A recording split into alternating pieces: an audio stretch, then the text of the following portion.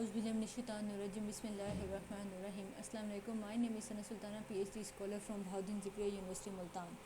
अच्छा गाइस, आज मैं आप लोगों को ऑर्डिनरी डिफरेंशियल इक्वेशन का जनरल इंट्रोडक्शन दूंगी और ये जो मटेरियल मैं आप लोगों के साथ शेयर करने जा रही हूँ ये इस कदर कीमती अगर आप लोगों को इसको बैठ के गो थ्रू करें ना, आपको दुनिया जहान के सब्जेक्ट से इधर इन्फॉर्मेशन मिल जाएगी। जैसे मैंने तो ऑर्डिनरी डिफरेंशियल का मैं आप लोगों को जनरल इंट्रोडक्शन देने जा रही हूँ और आप लोगों को वो सारी इक्वेशन बताऊँगी जो इनकी जनरल फॉर्म आप लोगों से पब्लिक सर्विस कमीशन में या गेट सब्जेक्ट टेस्ट में पूछी जाएगी। मुझसे पूछी गई थी इसलिए मैं आप लोगों से बताऊँगी और फिर यहाँ से आप लोगों को इनकी डिटेल भी देखने हैं। जैसे अब आप लोगों को और भी डिटेल इनमें जाने में, जैसे आप लोगों को इंटरेस्टेड हो पार्शियल डिफरेंशियल इक्वेशन पढ़ने में, इंटरेस्टेड हो रिलैक्सेशन मेथड, रंगे कटा method, second order ordinary differential equation, simple harmonic equation, या आप अंडर डिटरमाइंड कोफिशिएंट मेथड या वेरिएशन प्रिंसिपल मेथड, या जो भी आप मेथड पढ़ने में लैप्लास ट्रांसफॉर्मेशन या जो भी ग्रीन फंक्शन या जो भी आप मेथड पढ़ने में एडम वैश मेथड ये न्यूमेरिकल एनालिसिस का मेथड है इंटरेस्टेड है, उन सारी इन्फॉर्मेशन आप लोगों के साथ मैं आज शेयर करने जा रही हूँ।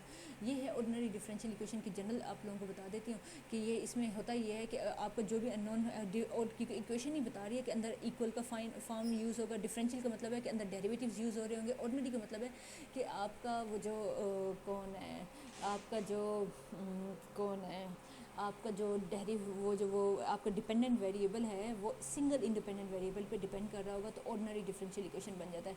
अगर वही डिपेंडेंट वेरिएबल अगर आपके पास दो या दो से ज़्यादा वेरिएबल पे डिपेंड करता है तो यही डिफरेंशियल इक्वेशन क्या बन जाती है, पार्शियल डिफरेंशियल इक्वेशन बन जाती है। तो ये से मैं आपको जनरल इंट्रोडक्शन दूंगी और जनरल इंट्रोडक्शन दे के मैं आगे चलूँगी और इस सॉफ्टवेयर से और इसका लिंक जो है मैं आप लोगों को नीचे डिस्क्रिप्शन में डाल दूँगी ताकि आप लोग बाकी सब्जेक्ट्स पे खोल के पढ़ लें। मैं अभी यही बैठ के देख रही थी, ये इतना अच्छा लिंक है। यहाँ पे probability, statistic, number theory, history and trigonometry, geometry, सारे सब्जेक्ट्स इधर अवेलेबल हैं। आप कोई भी खोल के ईजिली पढ़ सकते हैं। तो आप लोगों को ये है क्या, ये मैथमेटिका का सॉफ्टवेयर है और दूसरे से हम लोगों ने हेल्प में जाके ये सारा कुछ निकाला हुआ है। अच्छा, ऑर्डिनरी डिफरेंशियल इक्वेशन की डेफिनेशन इसने बता दिया कि इसमें क्या होता है, आपका जो डिपेंडेंट वेरिएबल होता है वो और उसके डेरिवेटिव इन्वॉल्व हो जाएं जिस इक्वेशन में, तो हम उसे बोलते हैं ऑर्डिनरी डिफरेंशियल इक्वेशन, जिसको शॉर्ट फॉर्म में ODE बोलते हैं। अब इधर nth ऑर्डर की nth ऑर्डर चलो आपको बता देती हूँ। ये मैंने यहाँ पे इसके बारे में जनरल इन्फॉर्मेशन भी लिखी हुई है। ये अच्छा, ये differential equation is an equation in which involve unknown function and its derivative. उसमें अननोन फंक्शन और उसके डेरिवेटिव इन्वॉल्व होंगे तो हम इसे डिफरेंशियल इक्वेशन बोलते हैं। Ordinary order of a differential equation क्या होता है इसके बारे में आपको बता देती हूँ। आपने डिफरेंशियल इक्वेशन में गौर से घूरना है कि अंदर आपको डेरिवेटिव्स, आप order of a differential equation में आप लोगों को आपने देखना है कि हाईएस्ट डेरिवेटिव, सबसे बड़ा डेरिवेटिव अंदर कितने टाइम कौन सा है। जो भी आप हाईएस्ट डेरिवेटिव ढूंढ लेंगे तो आपको उस डिफरेंशियल इक्वेशन का ऑर्डर पता चल जाएगा, तो जिसे हम बोलते हैं पढ़े लिखे अंदाज में बोलते हैं order of a differential equation.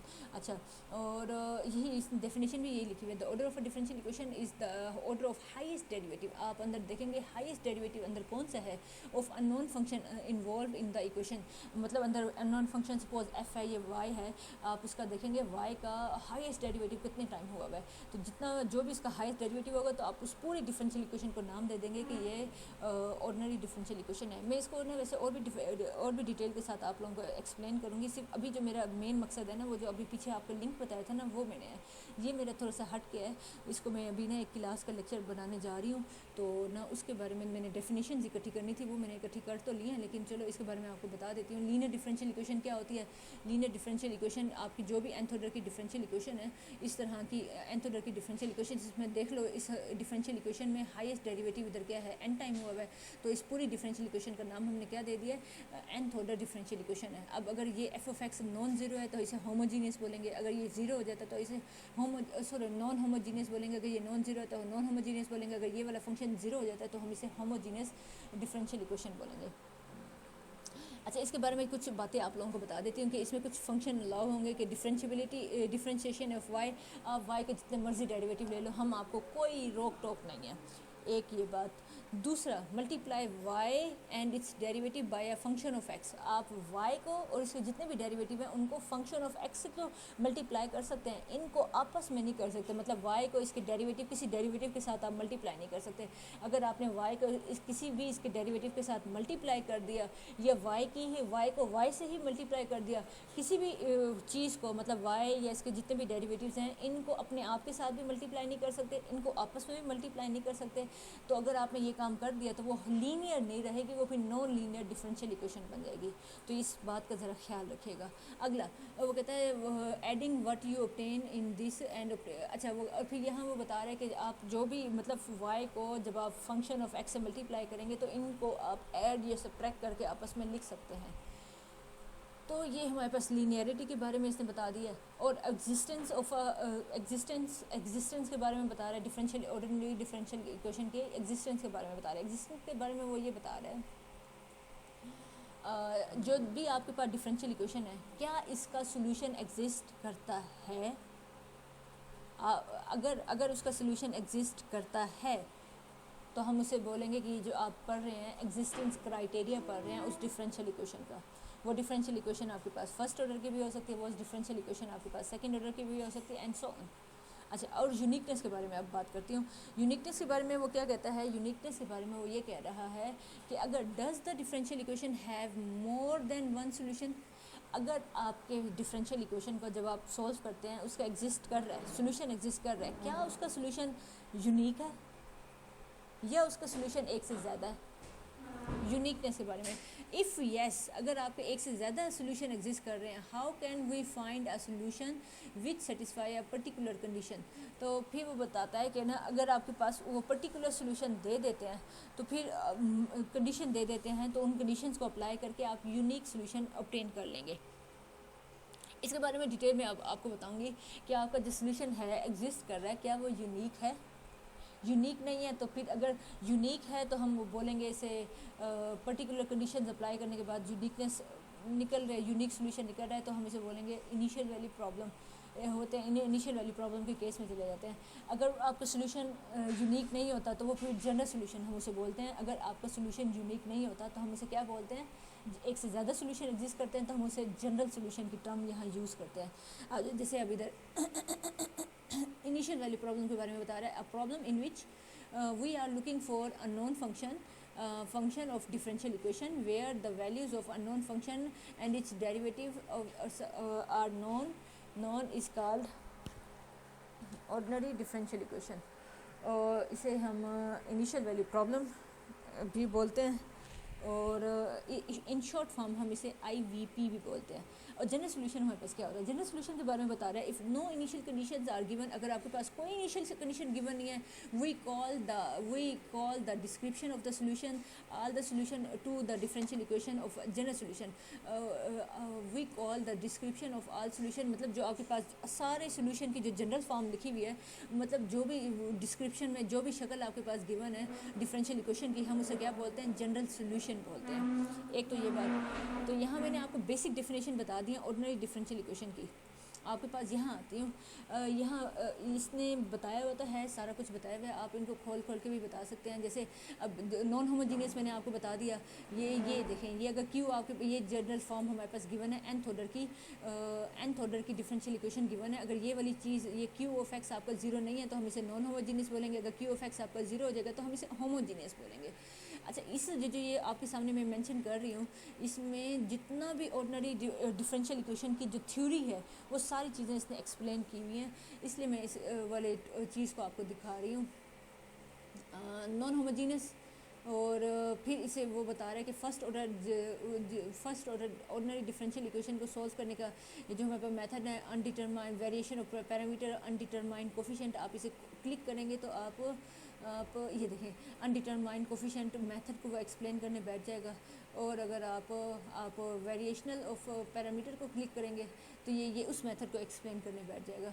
तो ये जो ये है आपका ये आपके पास आएगा, मैं इसका खैर लिंक आपको नीचे दे दूँगी, आप लोग इसको डिटेल में बैठ के खुद पढ़ लीजिएगा। होमोजीनियस इक्वेशन की दूसरी फॉर्म इधर बताई हुई है, मतलब इसमें जितने भी पॉसिबल डेफिनेशन है ना, इसने सारी की सारी बताने की कोशिश की है।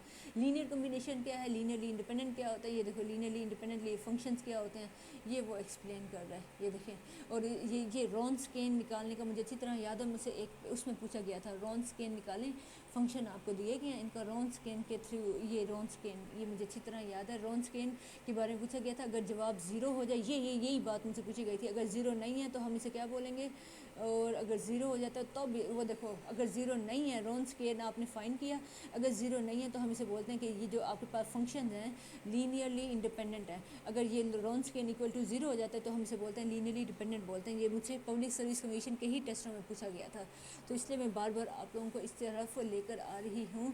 तो ये इन चीज़ों को, हर चीज़ को, हर टर्म को खोल कर आप लोग देख ज़रूर लीजिएगा। रॉन्स्केन क्या होता है उसकी डेफिनेशन ये आ जाएगी, उसको भी खोल के देख लीजिएगा, हर चीज़ को खोल के ज़रूर देखिएगा एक दफ़ा। लीनियरली इंडिपेंडेंट क्या होता है, इंडिपेंडेंट क्या होता है, ये देखो ज़ीरो हो जाए तो हम लीनियरली डिपेंडेंट बोलते हैं, और ये नॉन ज़ीरो है तो हम इसे लीनियरली इंडिपेंडेंट बोलते हैं। तो ये सारी चीज़ें अंदर हैं पर, और मैं फिर अब ये आप लोग खोल के पढ़िएगा, पेपर की आपकी अच्छी तैयारी हो जाएगी। इंटीग्रेटिंग फैक्टर ये बता रहा है, सेकंड ऑर्डर एसएल प्रॉब्लम को सॉल्व करने का तरीका बता रहा है, और फिर अगर हम इसे सॉल्व नहीं कर सकते, न्यूमेरिकली सॉल्व करें, तो उनके मेथड के भी नाम उसने दे दिए, रंग इकट्ठा मेथड, कोलोकेशन मेथड, और ये सारे मेथड। और ऑर्डिनरी डिफरेंशियल इक्वेशन क्या होती है, पार्शियल डिफरेंशियल इक्वेशन क्या होती है, ये सारी चीज़ें बताई हुई हैं। यूनिकनेस, एग्जिस्टेंस, ये देखो एग्जिस्टेंस की डेफिनेशन यहाँ पे बताई गई है। इफ़ एटलीस्ट वन सोल्यूशन है तो हम इसे बोलेंगे, अगर एक प्रॉब्लम का एक से ज़्यादा सोल्यूशन एग्जिस्ट कर रहा है तो हम बोलते हैं solution is set to be, मतलब सोल्यूशन को बोलते हैं the solution of to the problem is set to be exist, कि इस प्रॉब्लम का सोल्यूशन एग्जिस्ट करता है। और यूनिकनेस थ्योरम भी है हमारे पास, एग्जिस्टेंस थ्योरम भी है। तो ये सारा, अच्छा, if the solution of the non problem exist but not, अगर आपका गिवन प्रॉब्लम का सोल्यूशन एग्जिस्ट करता है बट नॉट नॉन, आपको कंफर्म नहीं है, not non how many total solution exist, आपको ये नहीं पता कि टोटल कितने सोल्यूशन एग्जिस्ट करते हैं, तो उस केस में हम इसे क्या पढ़ेंगे इंग्लिश में, दिस सोल्यूशन है एटलीस्ट वन सोल्यूशन है, कि एक से ज़्यादा सोल्यूशन इसके एग्जिस्ट करते हैं। तो ये देखो, एटलीस्ट वन को भी आप खोल के पढ़ लीजिएगा, यूनिकनेस एग्जिस्टेंस प्रॉब्लम को भी पढ़ लीजिएगा, एग्जिस्टेंस थ्योरम को भी पढ़ लीजिएगा, एग्जिस्ट का मतलब भी पढ़ लीजिएगा, यूनिकनेस थ्योरम भी आप लोग पढ़ लीजिएगा। तो जैसे मैं इसको यूनिकनेस थ्योरम को क्लिक करती हूँ, यूनिकनेस थ्योरम आ गया ना। अब आप लोग ज़रा पढ़ के इसे खोल के पढ़ लीजिएगा, पेपर की अच्छी तरह से कर लीजिएगा। और इसमें एक बात याद रखिएगा, लर्निंग के पीछे भागें, उसके पीछे ना भागिएगा। पेपर पास करने का भूत अपने दिमाग में ना रखिएगा, अगर वो भूत होगा तो आपको नींद आएगी और कुछ भी नहीं होगा। लर्न करने के पीछे भागो, तजस्सुस करो। अब देखो, एग्जैक्ट फर्स्ट और डिफरेंशियल इक्वेशन को सॉल्व करो, ये इक्वेशन गिवन होती है, आप पी का वाई के लिहाज से डेरिवेटिव लेते हैं, क्यू का with respect to x partial derivative लेते हैं, अगर दोनों के जवाब सेम आ जाते हैं तो आप कहते हैं yes exact equation, exact first order differential equation आपके पास गिवन है। अगर दोनों सेम नहीं आते तो आप कहते हैं कि नॉन एग्जैक्ट इसे बोलते हैं। नॉन एग्जैक्ट के तीनों केसेस यहाँ नीचे मेंशन है। और क्या चाहिए, फर्स्ट ऑर्डर डिफरेंशियल इक्वेशन को सॉल्व करने के मेथड इधर गिवन है, सेकंड ऑर्डर को सॉल्व करने के मेथड इधर गिवन है। अब मैं आती हूँ इनकी डिफरेंशियल इक्वेशन की जनरल फॉर्म की तरफ आती हूँ। ये लेक्चर कुछ ज़्यादा ही लंबा होता जा रहा है। इनका तो मैंने एबल की जनरल फॉर्म आप लोग याद रखिएगा, आपसे पेपर में पूछेंगे। इसका नाम मैंने नहीं सुना हुआ, इसका भी नहीं सुना हुआ, इसका बेयर डिफरेंशियल इक्वेशन का भी नाम नहीं सुना हुआ। बर्नौली की डिफरेंशियल इक्वेशन की जनरल फॉर्म याद कीजिएगा। और ख़ास तौर पर इधर आपको कॉन्स्टेंट, इधर 16 भी हो सकता है, 9 भी हो सकता है, इधर 25 भी हो सकता है, कुछ भी हो सकता है। तो ज़रा आंखें खोल के बताइए, बैठिएगा। बेसल इक्वेशन की यहाँ वो 16 दे देगा, आपसे n की वैल्यू पूछ देगा, यहाँ 4x² दे देगा, यहाँ से आपके लैम्डा की वैल्यू पूछ लेगा। तो ये मैंने नहीं देखी हुई, ये भी नहीं देखी हुई। चुबाशिफ की डिफरेंशियल जनरल फॉर्म आप लोग याद कीजिएगा। जहाँ स्केयर आ जाए ना वहाँ पे याद रखना, आपसे अल्फ़ा वो कांस्टेंट पूछ सकता है आपसे, जैसे इधर आपसे n पूछ सकता है, लैम्डा पूछ सकता है, इधर आपसे अल्फ़ा पूछ सकता है। नंबर दे देगा वो आपको, 25 इधर लिख देगा और कहेगा पहचानो कौन सी इक्वेशन है। क्लैरिक्स की इक्वेशन भी आप लोग देख लीजिएगा। बाकी ये मैंने नाम नहीं सुने हुए। एबल की डिफरेंशियल इक्वेशन देख लीजिएगा, और बाकी ये मैंने नाम नहीं सुने हुए। आइलर डिफरेंशियल इक्वेशन की जनरल फॉर्म देख लीजिएगा, हर्मिट डिफरेंशियल इक्वेशन की देख लीजिएगा। और लीजेंडर की डिफरेंशियल, ये आपसे पूछा जाएगा, अल्फ़ा पूछा जाएगा आप लोगों से। ये लीनियर डिफरेंशियल इक्वेशन की जनरल फॉर्म आप लोग देख लीजिएगा, याद करनी है। ये सारी जनरल फॉर्म है, ये सारी वो जनरल फॉर्म है मैं बता रही हूँ जो मैंने पब्लिक सर्विस कमीशन में देखी है। रिकार्टी की जनरल फॉर्म आप लोग देख लीजिएगा, एसएल की जनरल फॉर्म आप लोग देखिएगा। बस अब ये आपको लिंक मैं नीचे आपको उसमें दे देती हूँ, और इनके बैठ के सेपरेट इन्हें बैठ के आप लोगों ने पढ़ना है, इन्हें खोल के उसके लिए पढ़ें। रिलैक्सेशन मेथड क्या होता है, फलाना मेथड क्या होता है, जो जो मेथड है इन सारों को बैठ के पढ़िए, लर्निंग के पॉइंट ऑफ व्यू से पढ़ें। पेपर खुद ब खुद भागेगा, जॉब आपके पीछे भाग भाग के आएगी अगर आप लोगों ने चीज़ें लर्न की हुई होंगी। अगर लर्न नहीं किया हुआ, पेपर के पॉइंट ऑफ व्यू से पढ़ रहे हैं, फिर मैं कोई गारंटी नहीं देती आप लोगों के पास होने की भी। चलें ठीक है बच्चों, इंशाल्लाह मैं मिलती हूँ आप लोगों से नेक्स्ट टॉपिक के साथ। तब तक अपनी दुआ में बहुत ज़्यादा याद रखिएगा, अपना पेपर की अच्छी तैयारी कीजिएगा। अल्लाह हाफिज़।